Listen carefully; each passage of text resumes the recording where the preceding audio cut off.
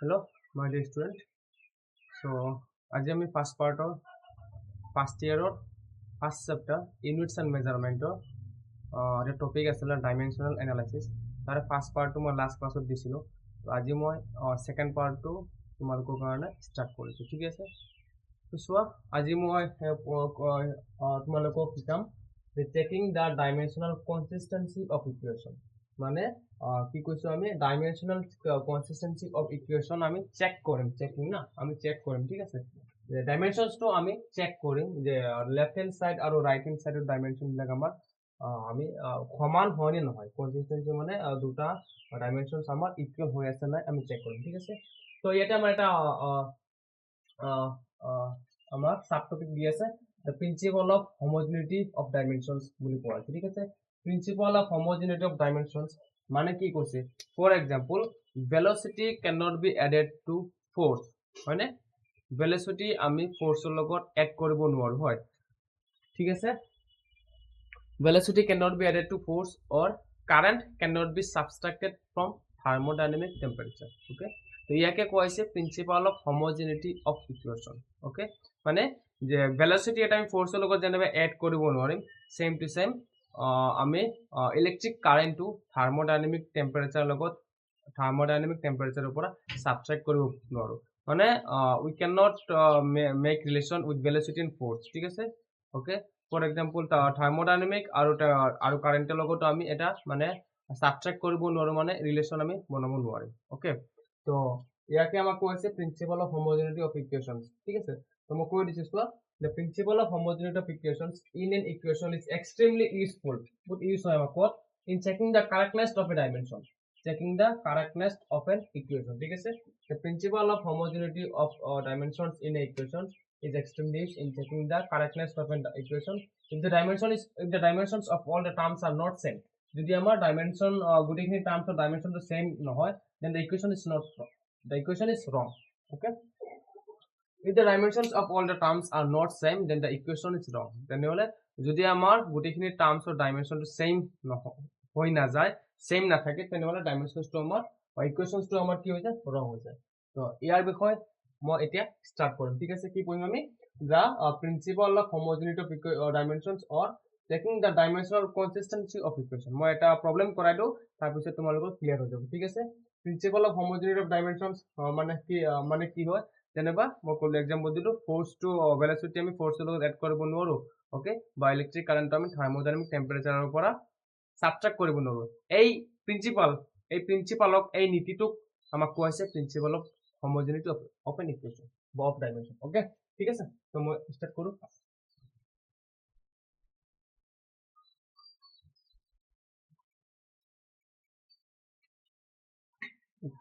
বুকটো লাগিব মই ইকুৱেশ্যনটো লিখো এটা আমাৰ বুকত ইকুৱেশ্যন দি আছে চোৱা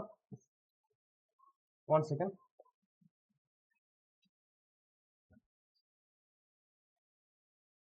বুকত এটা ইকুৱেশ্যন দি আছে চাবা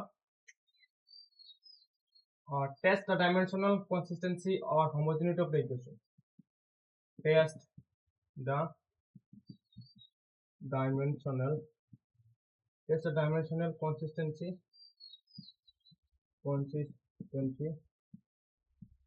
or homogeneity of the equation homogeneity of the equation ঠিক আছে এটা ইকুয়েশন দিছে x equal to x naught plus b naught c plus half a b square ঠিক আছে এটা ইকুয়েশন দিছে ইয়াত আমাৰ x টো কি হয় x is the distance traveled by the particle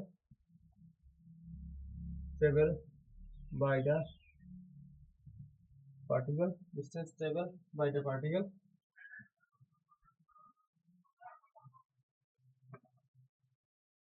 in time t in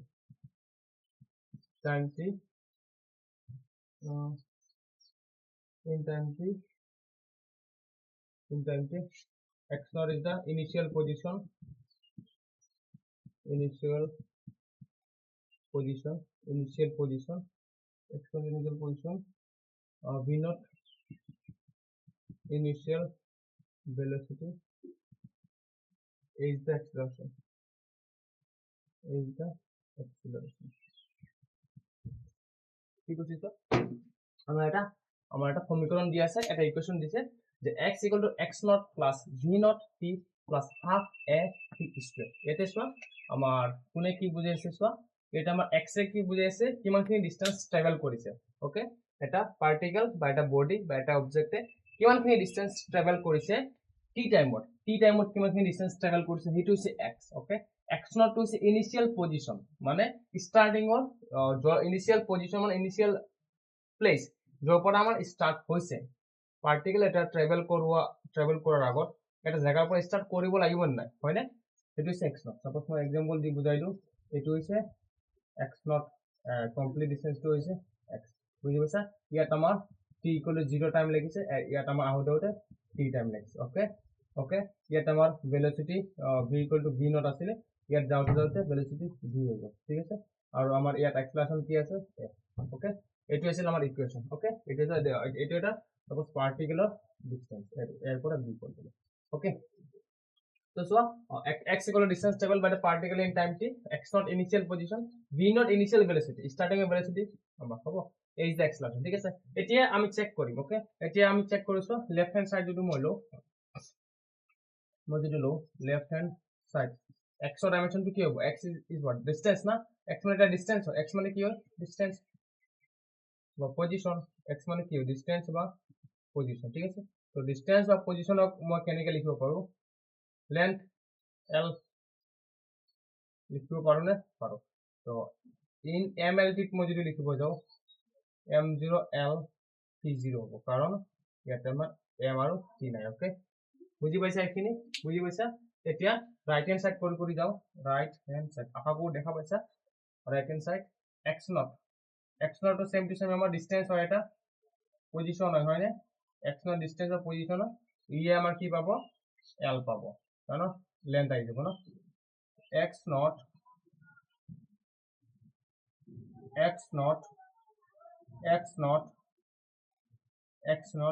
কি লিখিম m0 l t0 লিখিম। ঠিক আছে, হ'ব। তাৰপিছত মই লিখিম কি আছে আমাৰ v naught। তোমালোকে লাষ্ট ক্লাছত চাবা মই ধুনীয়াকে ভেলোসিটি আৰু এক্সেলাৰেশন ওলাই দিছিলো। v naught মানে কি মিটাৰ পাৰ সেকেন্ড, মানে লেন্থ আপন টাইম, হয়নে, লেন্থ আপন টাইম। তো সো l t -1 হৈ যাব, যদি ml টিত লিখো কি হ'ব m0 l t ইনভার্স। ঠিক আছে, হইছে না m0 l t ইনভার্স, কারণ ইয়াত m নাই, l t inverse. Okay, next আমার কি আছে এক্সেলারেশন, নেক্সট কি আছে আমার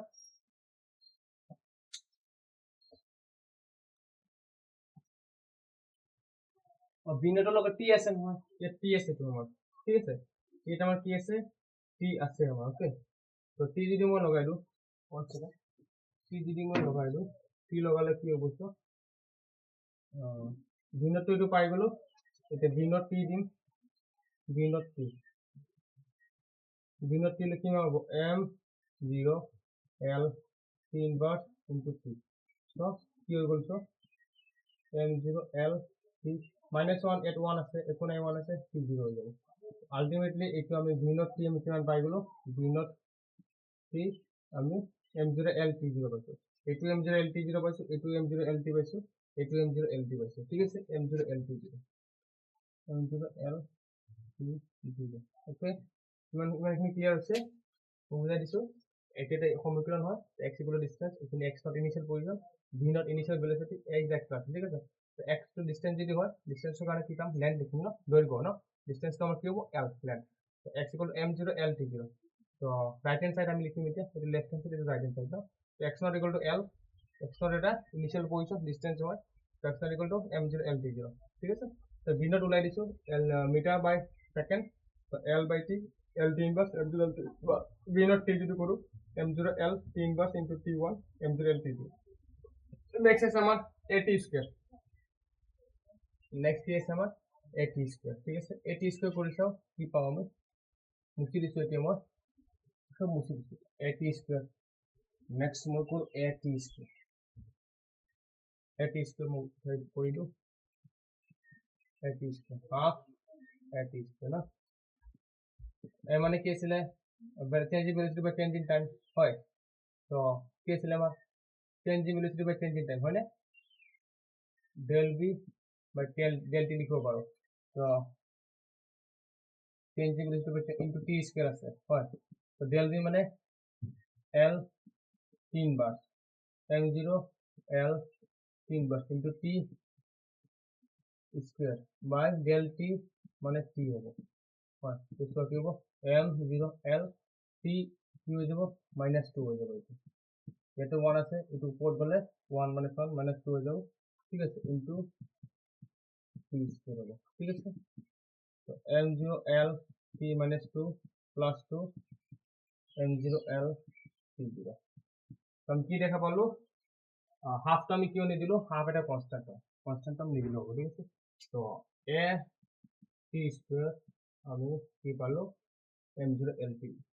ঠিক আছে তো ইয়াৰ পৰা কি দেখা পালো আমাৰ সমীকৰণটো কি আছিল সমীকৰণটো আছিল আমাৰ সমীকৰণটো আমাৰ কি আছিল সমীকৰণ আছিল মই দিলে x = x0 plus v0 t plus half এটি আছিল হয় না x = x হয় না তো এটা সো x ত আমি কি পালো x ত আমি কি পাইছো m0 lt0 আৰু x0 টো m0 lt0 পাইছো আৰু v0 টো m0 lt0 পাইছো আৰু at স্কয়াৰ m0 lt0 পাইছো ইয়াৰ পৰা আমি কি ক'ব পাৰো since all the dimensions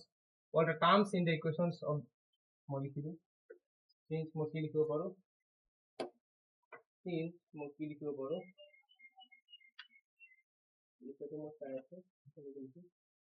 as each term on the right hand side of the equation is the same dimension on the left hand side লিখো মই as each term কেনেকৈ লিখিবা as each term on the right hand side has same dimension as that of left hand side logo dimension are same way so hence the equation is dimensionally correct hence the equation is dimensionally correct ঠিক আছে যেহেতু আমার left hand সাইডৰ dimension বিলাক তো এটো হয় আৰু right hand সাইডৰ ডাইমেনশনৰ লগত আমাৰ একে হৈ আছে যাৰ কাৰণে আমি কি ক'ব পাৰো যে each term on the right hand side is the same dimensions as that of the left hand side hence the equation is dimensionally correct equation তো আমি ইকুয়েশনটা কি ক'ব পাৰো ডাইমেনশনালি কাৰেক্ট ইকুয়েশন ক'ব পাৰো ঠিক আছে বুজি পাইছা তোমালোকে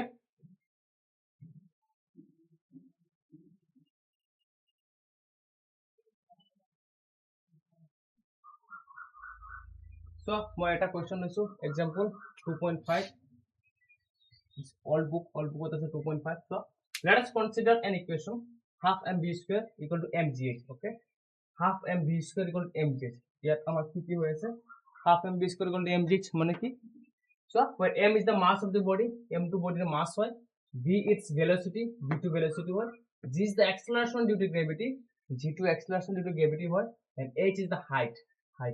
check whether this equation is dimensionally correct or not আমি চেক কৰিব লাগে এই ইকুয়েশনটো আমাৰ dimensionally correct হৈছে নে হোৱা okay so let us check half m v square equal to mg তো মই লেফট হ্যান্ড সাইড লগাই দিও লেফট হ্যান্ড সাইড কি পাম half to the constant हो जाए m v square तो m और काने की पाम m v काने की palm l t inverse whole square है ना तो की पालो m l square t minus 2 হয় না পাম এটা লিখি দিছো l t inverse whole square করা l square পাবা t minus 1 into 2 t minus 2 ঠিক আছে তো লেফট হ্যান্ড সাইড এটা পালো রাইট হ্যান্ড সাইড কোয়া করা কি আছে m GH m ৰ কাৰণে m ঠিক আছে g মানে কি acceleration due to gravity l t 2 inverse আছিলে acceleration হয় l t 2 inverse আছিলে acceleration এই মাত্ৰ ওলাইছিল মই l 2 inverse হয় আৰু হাইটৰ কাৰণে লেন্থ আহিব হয় নহয় তো এটো যদি কৰো মই কি পাম তো m l এটা 1 আৰু এটা l স্কয়ার হৈ যাব 3 - 2 হৈ যাব ঠিক আছে mgh হ'ব ওকে mgh মানে কি পালো ওকে পালো ঠিক আছে ওকে ডাইমেনশন কেবল আইটেম তো ইয়াৰ পৰা দেখা পালো যে কি দেখা পালো since the dimensions of left hand side and right hand side are same so the equation is dimensionally correct so the equation is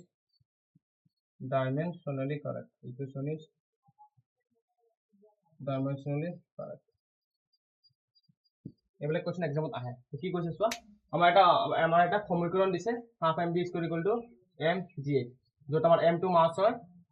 body এটা v its velocity আৰু g is the acceleration due to gravity and h is the height check whether this equation is dimensionally correct মানে equation check কৰিব লাগে dimensionally correct হৈছে নহয় okay তো কি কৰিছো লেফট হ্যান্ড সাইড লৈছো হাফ mv স্কয়াৰ m ৰ কাৰণে m আহিব হাফ টু কনস্ট্যান্ট হেতু কাৰণে মই লোৱা নাই ইয়াতে হাফ টু কনস্ট্যান্ট এটা নাম্বাৰ হয় যাৰ কাৰণে আমি ইয়াতে লৈছো বাট ইয়াতে আমি লোৱা নাই হাফ টু ওকে तो m v स्क्वायर माने l 3 बार whole square m l square t 1 square that is तो m g m का नाम आइबो g माने l t 2 इनवर्स तो l এটা আছে আৰু এটা l স্কয়ার হৈ যাব তো m l square t 2 inverse কি দেখা পালা এটা এটো দুটো ডাইমেনশন আমাৰ equal so the dimensions of left hand side and right hand side are same so the equation is dimensionally correct তো বুজি পাইছা তোমালোকে বুজি পালে আৰু এটা ইকুয়েশন আছে হেতু মই পঢ়াইছো তো চোৱা আৰু এটা কোৱেশ্চন লৈছো এক্সাম্পলত যোনটো নেকি তোমালোকৰ ফাইনাল এক্সামত আহে কনসিডার এ সিম্পল পেন্ডুলাম ঠিক আছে কি কৈছে আমি এটা সিম্পল পেন্ডুলাম লৈছো ওকে এটা আমি সিম্পল পেন্ডুলাম লম যা মাসটো আমাৰ মাস হ'ব m ঠিক আছে যা মাস হ'ব m যাৰ মাসটো হ'ব m আৰু আমাৰ তলত লাগিব কি g mg হয় না তলত লাগিব mg acceleration due to gravity ঠিক আছে ওকে এইটো এনেকে সুইং কৰি থাকিম ঠিক আছে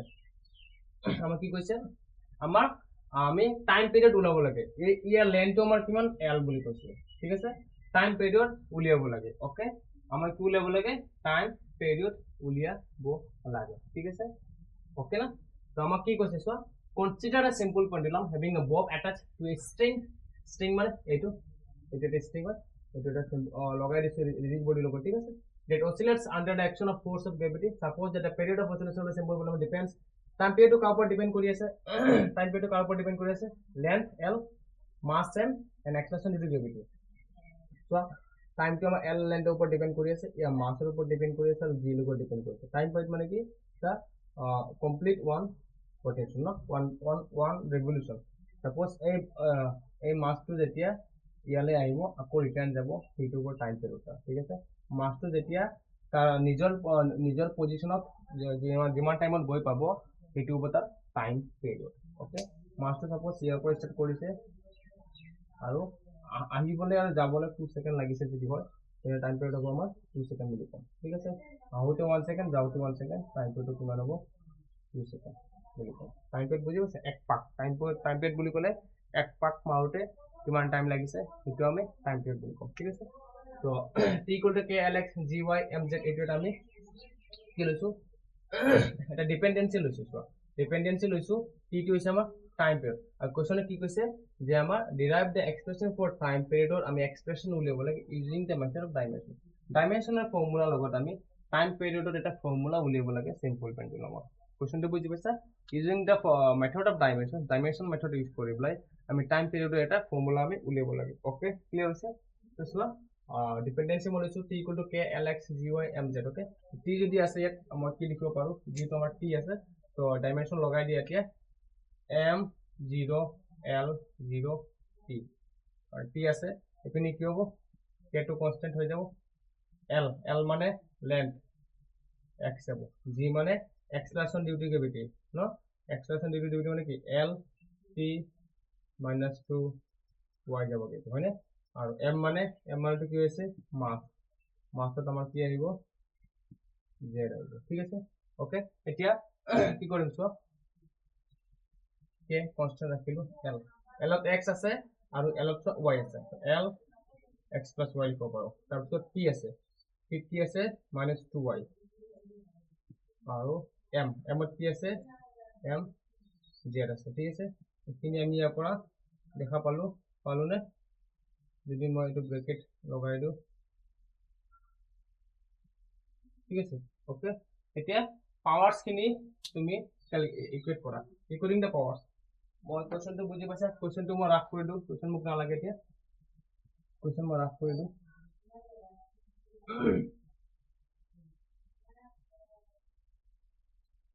equating the powers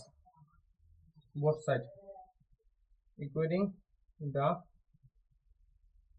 powers both side of this equation এই ইকুয়েশনৰ দুনো সাইডত আমি দুই সাইডত আমি পাৱাৰটো ইকুৱেট কৰি দিম কি পাম সো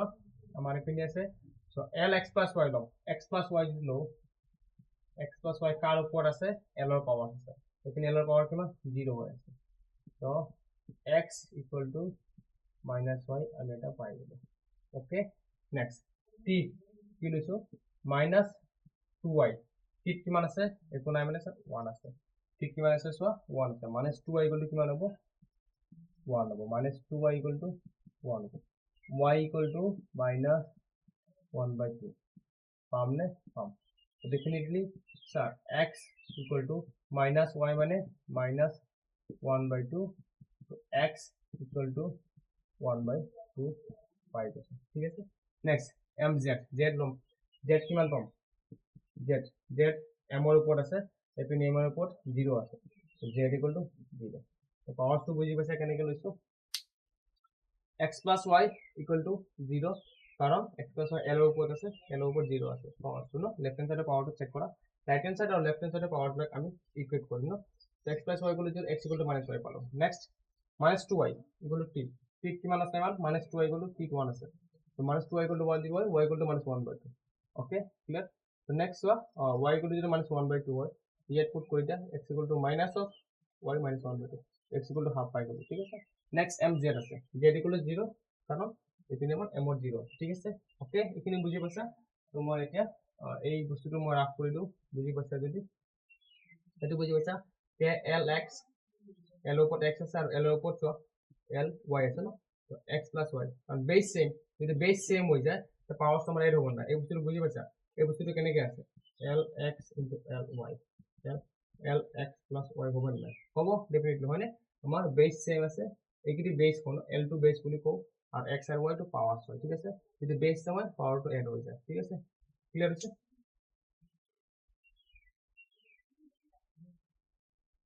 এতিয়া মই কি কৰিম তো t = এইখিনিত বহাই দিম t = কে lx dy mz মই বহাই দিম তো কি পাম তো t = কে lx l x মানে কি পাইছো x মানে হাফ g কিমান পাইছো g ওপৰত y কিমান পাইছো আমি -1/2 mz 0 পালো কি লিখিব পাৰো t = k l half g -half into mz 1 হৈ যাব ন t = k l half g যদি তলত -half হয় g half হৈ যাব হয়নে হ'ব তলত গলে g হৈ যাব তো কি লিখিব পাৰো t = k l half মানে √l লিখিব পাৰো g লিখিব পাৰো ওকে তো ইয়াৰ পৰা কি লিখিব পাৰো তো t = k √l/g ঠিক আছে t = k √l/g এটো আছিল আমাৰ dimension expression for time period expressions or for by the method of dimension analysis so k = twice pi ইয়াত লিখি দিব পাৰো যদি আমাৰ k = twice pi if k = 2 pi if k = 2 pi so t = twice pi l/g ঠিক আছে 2 pi l/g তো ঠিক আছে তো তোমালোকে ক্লাছটো বুজি পাইছা অকণমান চাবা বুজি নাপালে এবাৰ দুবাৰ ৰিপিট কৰি চাবা নিশ্চয় বুজি পাবা আশা কৰোঁ এবাৰতে বুজি পাই যাব লাগে যদি মন দি চোৱা আৰু আজিৰ কাৰণে মানে থাকক বাকী ক্লাছলৈ ষ্টে কানেক্টেড কাৰণ কমপ্লিট কোৰ্চ মই ইয়াতে তোমালোকক ফ্ৰী অফ কষ্ট ইউটিউবত কমপ্লিট কোৰ্চ মই দিয়া হ'ব এবাৰ ঠিক আছে তো তোমালোকে কানেক্ট হৈ থাকিবা অ'কে তো thank you so' much for today's class